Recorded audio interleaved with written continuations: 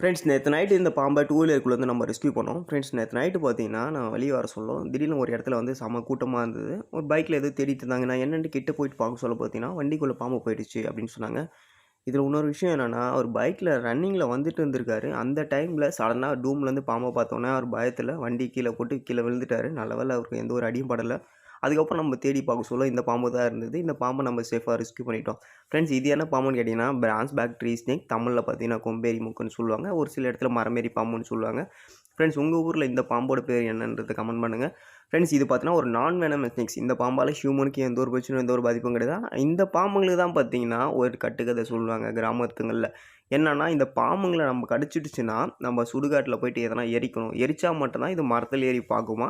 மரத்தில் ஏறி பார்க்க சொல்ல சுடுகாட்டில் எதனா தெரிஞ்சால் அந்த விஷம் போயிடும் அப்படின்றதுக்காக ஒரு கட்டுக்கதைங்களை சொல்லுவாங்க. அப்படிலாம் எதுவும் கிடையாது ஃப்ரெண்ட்ஸ். இது பார்த்தீங்கன்னா அதிகமாக மரத்தங்களில் தான் அதிகமாக இருக்கும்.